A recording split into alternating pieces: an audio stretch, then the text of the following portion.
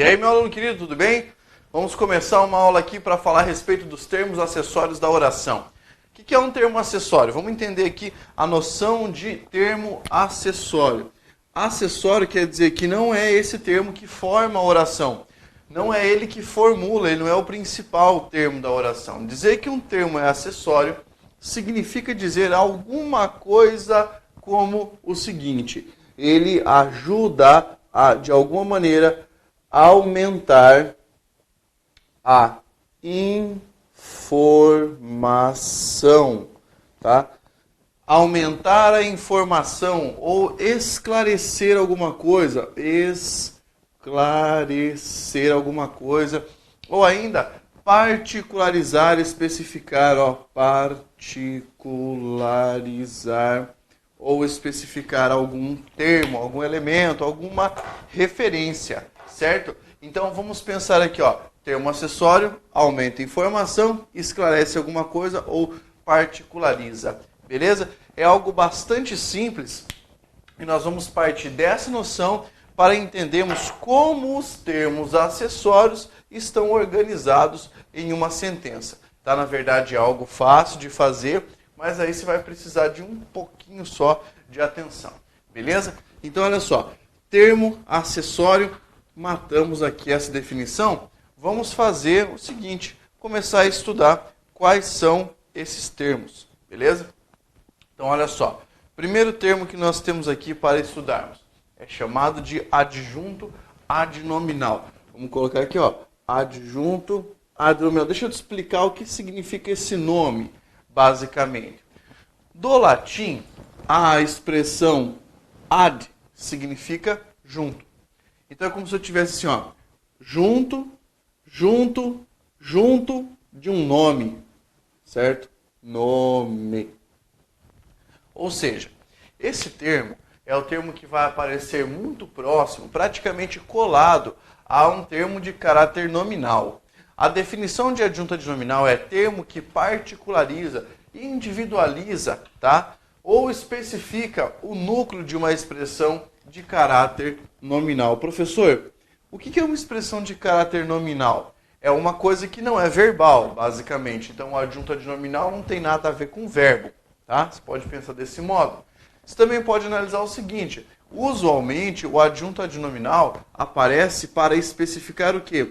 O substantivo. Então, você tem o substantivo e alguns elementos que estão se associando ali, a ele, para ajudar a especificar, a particularizar. Agora, o que é que usualmente figura como adjunto adnominal numa sentença? Então você vai ter ali, de vez em quando, artigo, que mais? Pronome, você pode ter adjetivos nessa função, locuções adjetivas e numerais. Esses termos costumam funcionar como adjuntos adnominais em uma sentença. Para isso, eu vou pegar os exemplos, vou pegar aqui algumas sentenças e vou te mostrar como é que isso funciona. Então presta bastante atenção aqui. Olha só. Uma medida será necessária depois. Duas posições foram criticadas. A mulher do vizinho comprou minha casa. Aquela questão fácil me salvou na prova. Eu vou mostrar individualmente os adjuntos adnominais. Se nós fizéssemos uma análise sintática, teríamos uma medida será necessária. Corta aqui. Você tem o verbo de ligação. Aqui é o predicativo do sujeito. Você já deve saber isso, tá? Nós já passamos por essa parte. Se você não conseguiu acompanhar isso aí, volta e vai estudar a introdução da sintaxe. Aí aqui, em uma medida, nós temos o termo que funciona como sujeito, certo? Esse termo que funciona como sujeito, cara, tem como núcleo a palavra medida, que é então o nosso núcleo do sujeito. O substantivo, perfeito? E olha só, a palavra uma que está aqui, morfologicamente falando, é um artigo. Mas aqui, sintaticamente refletindo sobre a organização da sentença, nós entendemos que a palavra uma está fazendo o quê? Está especificando a medida. Particularizando a medida. De que maneira? Colocando uma indefinição sobre ela. Certo? Então a palavra uma que está aqui é o nosso adjunto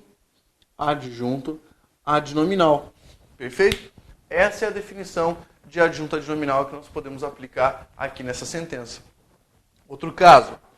Duas posições foram criticadas. Vamos fazer a mesma análise sintática que nós temos aqui. Você tem foram criticadas, está aqui o nosso predicado, certo? Predicado. Aí você tem duas posições, esse termo aqui é o nosso sujeito. Veja, qual é o núcleo do sujeito? O núcleo do sujeito é o substantivo posições. Núcleo do sujeito. Tem que sempre saber apontar isso aí, cara. É super importante. E aí você tem a palavra duas. A palavra duas que está aqui é um numeral. Lá na morfologia é um numeral. Aqui na sintaxe você vai chamar de adjunto o quê? Adnominal. Perfeito? Adjunto adnominal. Na frase de baixo, a mulher do vizinho comprou minha casa. Fechou? A mulher do vizinho comprou minha casa. Quem comprou minha casa? A mulher do vizinho. Você tem desse lado aqui o predicado, certo? Desse lado aqui você tem o sujeito. Bora encontrar os núcleos então? Você tem mulher, que é o substantivo, como núcleo do sujeito. Aí você tem desse lado, comprou minha casa. Você tem o verbo comprar, que é um verbo transitivo direto, núcleo do predicado verbal. E aí, só para melhorar aqui, a expressão minha casa não é o objeto direto? Quem compra, compra alguma coisa. Perfeito? Lembra que essa análise eu estou fazendo mais rapidamente porque você já deve saber fazer. A palavra casa é o substantivo que funciona como núcleo do objeto direto. Agora é hora de sacar os adjuntos adnominais. Veja, eu tenho o artigo A aqui, que está particularizando a palavra mulher, certo? Então, esse A é o adjunto, o quê? Adnominal, adjunto adnominal da palavra mulher. Esse do vizinho, que está aqui, é um adjunto, o quê? Adnominal da palavra mulher. Esses termos estão o quê? Especificando, certo? Estão, de alguma maneira, particularizando o termo. Então, são adjuntos adnominais. Depois, no objeto direto, minha casa, nós temos o núcleo do objeto direto, que é o substantivo casa, e temos a palavra minha, que é o adjunto adnominal. Ele está particularizando o substantivo casa. Perfeito? Então aqui você já viu como o artigo, uma locução adjetiva e um pronome podem funcionar como adjuntos adnominais. Aqui você viu um numeral, aqui você viu um artigo. Vou pegar mais um caso aqui, ó. Aquela questão fácil me salvou na prova. Vamos fazer uma separação aqui, ó. Temos aqui aquela questão fácil, é o nosso sujeito. Me salvou na prova, esse é o nosso predicado. Agora, dá uma olhada. Qual é o núcleo do sujeito? Tá evidente aqui, né, cara? É a palavra questão. Palavra questão, núcleo do sujeito. Perfeito? Dá uma olhada. Eu não tenho a palavra aquela particularizando a palavra questão? Tenho. Tá aqui, ó. A palavra aquela particularizou questão. Então, esse termo aqui, ó, esse aquela é o nosso adjunto adnominal, porque particulariza esse substantivo questão. A palavra fácil, que está aqui, é um adjetivo na morfologia. O aquela é um pronome na morfologia. Aqui é um adjetivo que está particularizando o substantivo questão. Portanto, nós temos aqui um adjunto adnominal também. Beleza? Então, esses são os adjuntos adnominais. Termos que servem para, de alguma maneira, especificar o núcleo de uma expressão de caráter nominal. Então, eu costumo dizer para o meu aluno o seguinte, cara, você está estudando, você vai fazer, por último, a análise do adjunto adnominal, porque seria o termo microscópico da análise, seria uma das menores partes, beleza? Fácil de entender isso aqui, né? Na verdade, essa matéria da sintaxe, você começa de uma análise grande. Por quê? Você começa da identificação de sujeito e predicado, que são os termos essenciais. Depois, você parte para uma análise um pouco mais específica dos termos acessórios, procurar objeto direto, objeto indireto, essas coisas. Depois disso, você vai para uma análise ainda mais específica, que é buscar esses acessórios. Um adjunto, né, um aposto, um vocativo, coisas dessa natureza que nós estudaremos. Perfeito? Então vimos aqui o adjunto adnominal. Olha só, eu vou falar para você agora como é que você vai fazer para descobrir a diferença de um complemento nominal para um adjunto adnominal, certo? É uma confusão muito comum, é muito fácil durante esse estudo dos termos que são os termos acessórios, o candidato se confundir e não analisar muito bem o que é complemento, o que é adjunto e rolar uma confusãozinha. Bem, então vamos lá. Primeira coisa que você tem que entender. O complemento nominal costuma aparecer associado a substantivo, o quê? Abstrato. Certo? Abstrato. Essa é a primeira dica. A segunda, o adjunto adnominal costuma vir associado a substantivo concreto. Perfeito? Concreto. Professor, dá problema se eu me guiar por isso aqui? Não necessariamente, porém alguns casos em que você tem que aprimorar esse conceito. Tá? Então aqui você tem complemento, substantivo abstrato, adjunto, substantivo concreto. Certo? Eles vão se associar a esses elementos. Só que existe um caso em que nós vamos ter um substantivo que pode ser abstrato de origem deverbal, quer dizer, o substantivo que veio de um verbo, certo? Se ele for originário de um verbo, nós vamos ter que pensar como isso poderá ser feito. Então vamos imaginar aqui, ó, substantivo proveniente de um verbo. Nós vamos chamar isso aqui de substantivo deverbal. Beleza? Deverbal. Aí, há duas situações para você considerar. Você pode ter o complemento, tá, desse substantivo de uma maneira, ou funciona como complemento ou como adjunto. Como é que vai ser? Se você tiver um substantivo deverbal e associado a esse substantivo, ou seja, com relação à noção do verbo, tá, que o substantivo começou a exprimir, ele for objeto, ou melhor, for resultado da ação, você terá um complemento. Se ele for o resultado da ação. Se você tiver associado ao substantivo deverbal um termo que funcionar como agente ou ator da ação, ele não será mais complemento. Ele será o quê? Adjunto. Certo? Será um adjunto. Então isso depende da análise da estrutura da sentença. Lembre-se, depende da análise da estrutura da sentença. Vamos pensar, isso veio de onde? Isso veio do latim, certo? O latim tem um caso chamado de genitivo. Então você tem genitivo objetivo e genitivo subjetivo. É o que nós entendemos aqui. Se ele for o resultado da ação, ele é um genitivo objetivo. Objetivo, objeto, complemento, complemento nominal. Lembrou? Se ele for genitivo subjetivo, subjetivo sujeito, agente da ação, ele vai ser um adjunto adnominal. Vamos ver isso aqui. Eu tenho a descoberta do remédio foi benéfica e a descoberta do cientista foi benéfica. Bem, a palavra descoberta vem desse verbo aqui, ó, vem do descobrir. Vem desse verbo aqui, descobrir.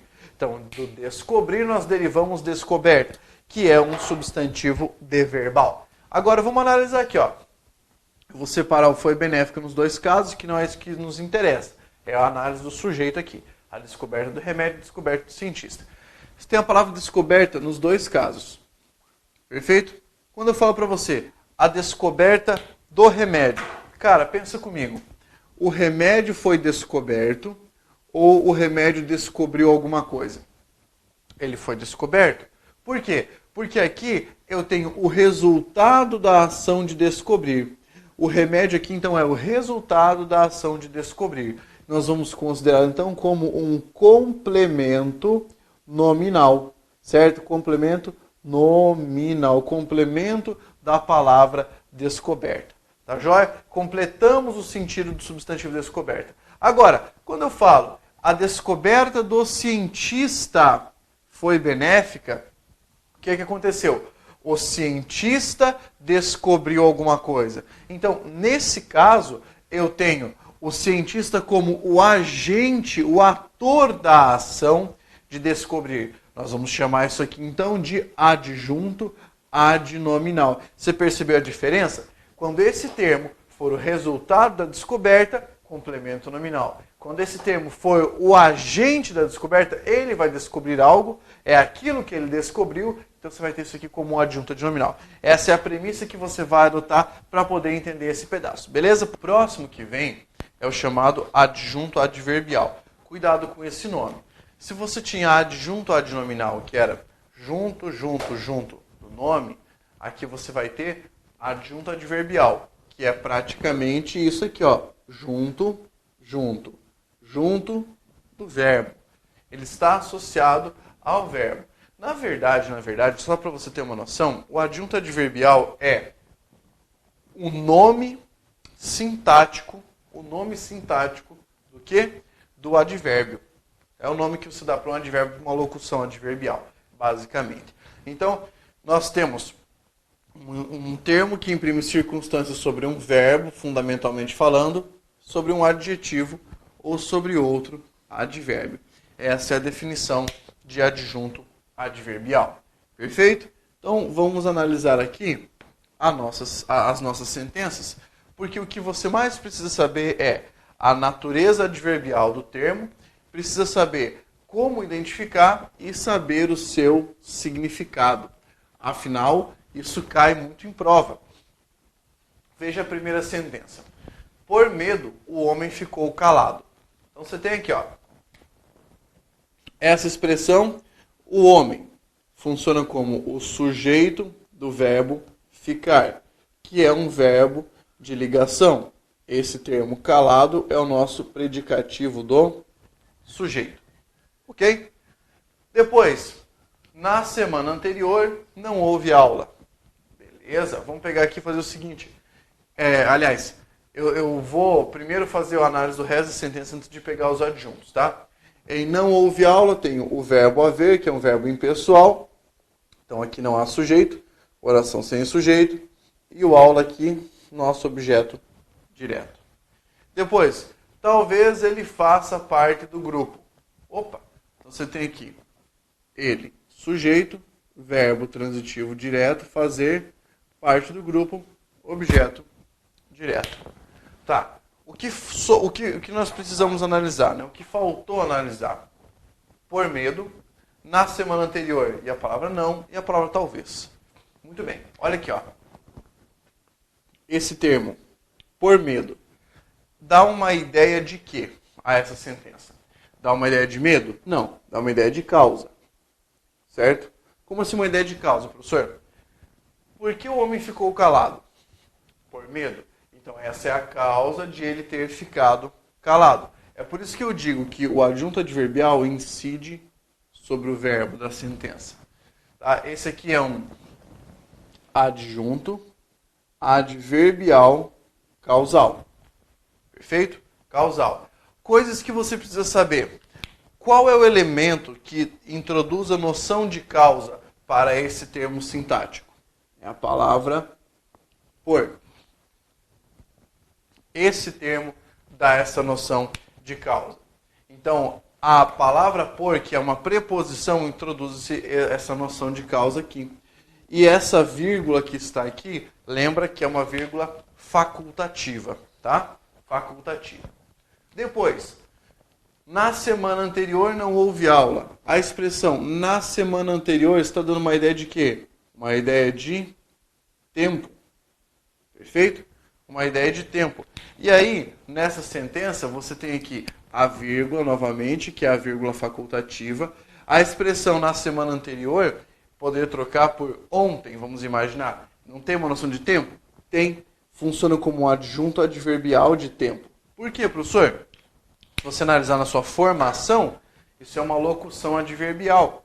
É uma locução adverbial de tempo. E aqui você tem a palavra não, que dá uma ideia de negação. Então, um adjunto adverbial de negação. E essas duas circunstâncias incidem sobre o verbo haver. Certo? É o tempo em que não houve aula e a negação de haver aula. Beleza? Depois, talvez ele faça parte do grupo. A palavra talvez é um advérbio que imprime uma circunstância de quê? De dúvida. Se é um advérbio de dúvida, nós vamos chamar isso aqui na sintaxe de adjunto adverbial de dúvida. Então, pensar sobre isso aqui facilita o estudo, tá? Deixa mais leve esse procedimento, esse processo. Então, se você conseguir entender isso aqui, ó, matou sem problemas. Esse é o caso do adjunto adverbial, tá, ok? Da expressão de natureza adverbial. Tá joia? Fácil de entender, né? Simples isso aqui. Muito bem. Daí, essa expressão, aliás, esse termo, tá, com que nós trabalhamos, esses três termos aqui vão indicar essa relação adverbial. Saber na morfologia o que é um advérbio, uma locução adverbial, ajuda muito para entender isso aqui na sintaxe. Professor, como é que isso cai? Isso cai mais nas questões de pontuação e nas questões que pedem para você identificar o sentido do adjunto adverbial. Então, um bom histórico de leituras, né, ajuda bastante nesse procedimento. Vamos para o próximo elemento? Para tentarmos vencer tudo? Tá, olha só. O que é um aposto? Cara, atenção. Aposto é um termo que serve para explicar, resumir, especificar, enumerar ou distribuir um referente dentro de uma sentença. É um termo qualquer. Só que, seguinte, deve haver entre o aposto e o seu referente uma coisa chamada de identificação semântica. O que é identificação semântica? Esses termos devem ter o sentido semelhante, devem ter um sentido igual, pensando desse modo. Perfeito? Então tá jóia. Vamos dar uma olhada aqui no seguinte, tá? Nessa expressão que nós vamos analisar dos tipos de aposto a partir de agora, ver a ideia que ela pode transmitir. Perceba. Você pode ter um aposto chamado de aposto explicativo. Qual a característica fundamental de um aposto explicativo? O aposto explicativo não possui verbo como núcleo. Beleza? Não possui verbo como núcleo.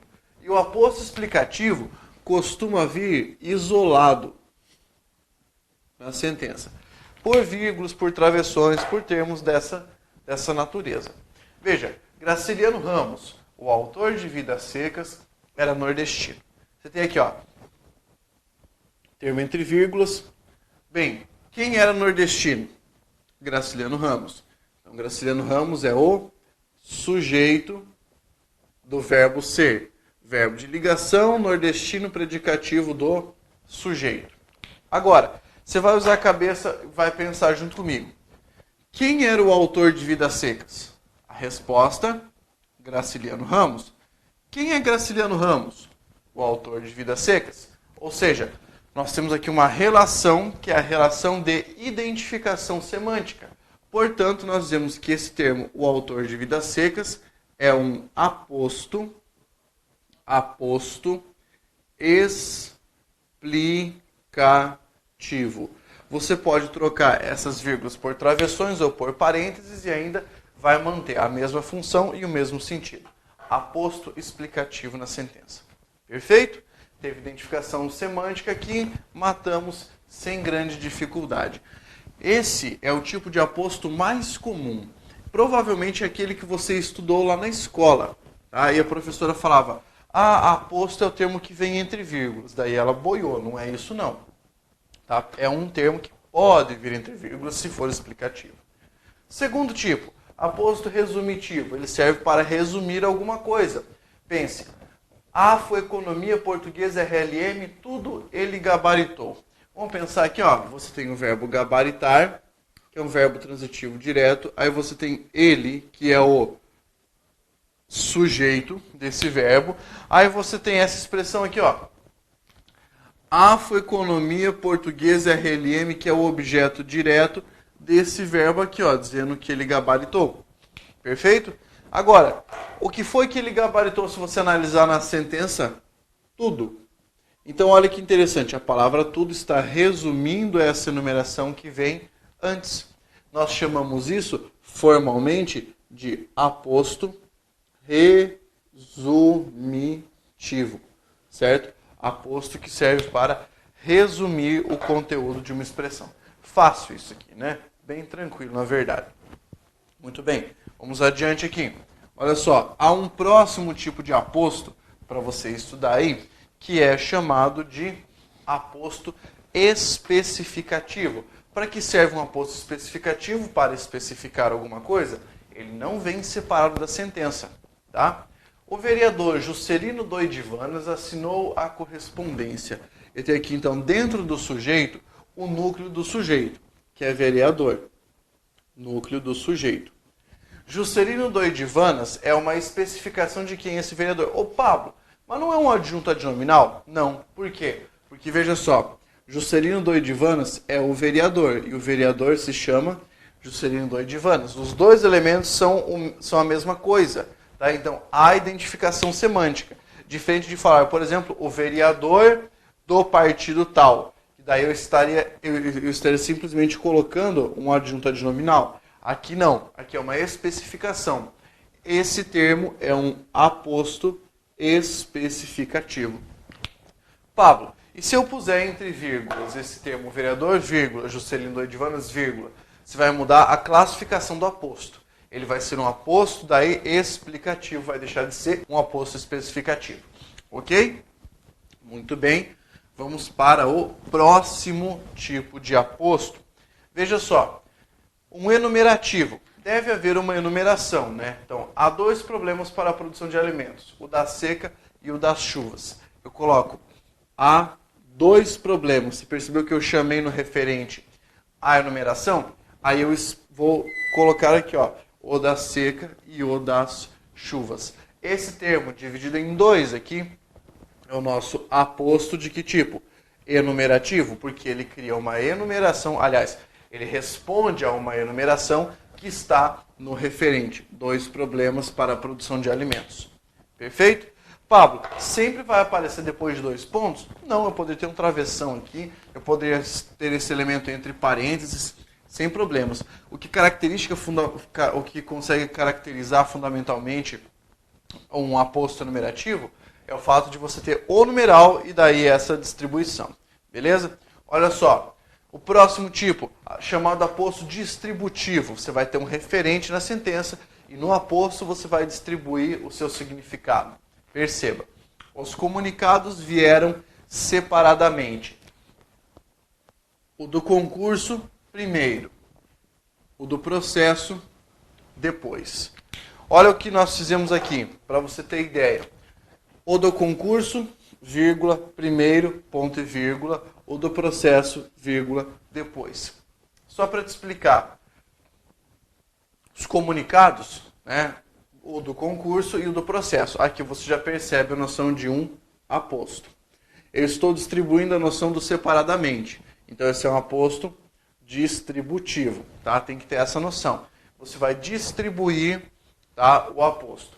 Porque eu não coloquei quantos comunicados eram. Você entendeu a diferença de um enumerativo para um não enumerativo? Agora, olha só. Eu tenho uma vírgula aqui e tenho uma vírgula aqui para eu não ter que repetir o verbo. Em vez de falar o do concurso veio primeiro, o do processo veio depois, eu tenho do concurso, vírgula, primeiro, o do processo, vírgula, depois.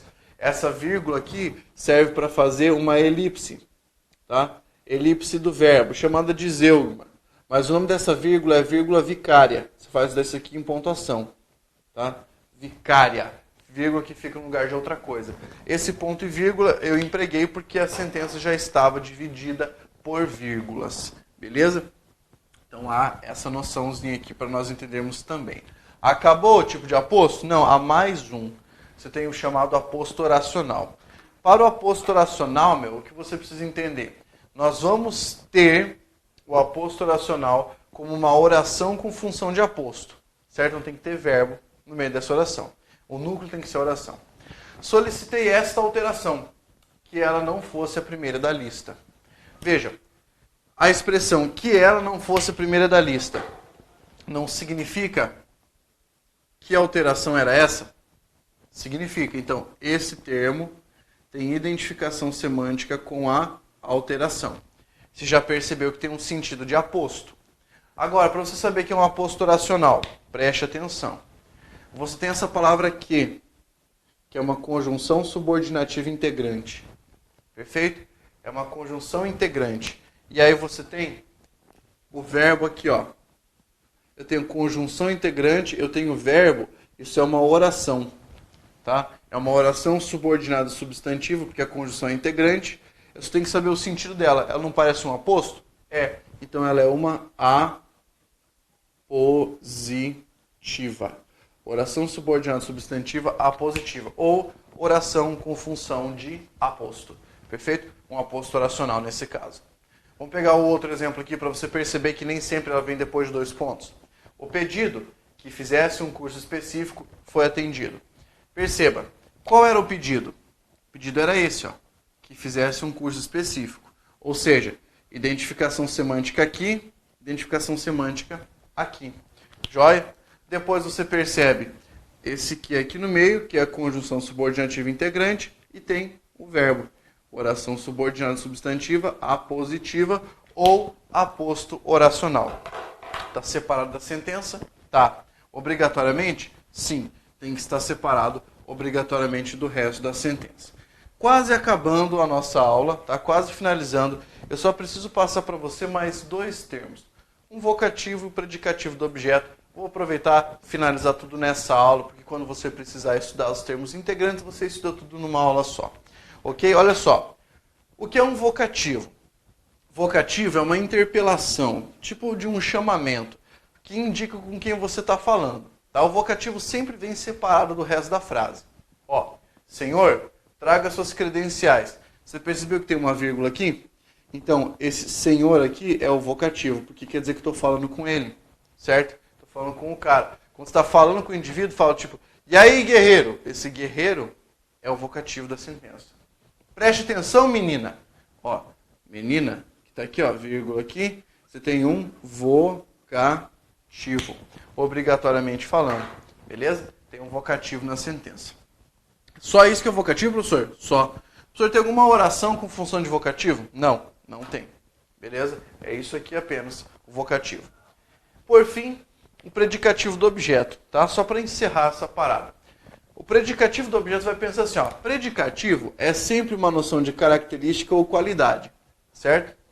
É uma característica ou qualidade do objeto que foi dada pelo sujeito. Quer dizer, o sujeito colocou essa característica no objeto. Perfeito? Dada pelo sujeito da sentença. Olha o exemplo que eu tenho aqui, ó. O povo achou a atitude incorreta. Então vamos lá. Primeira coisa, quem achou? O povo. O povo é o sujeito do verbo achar. Quem acha alguma coisa. O que acharam?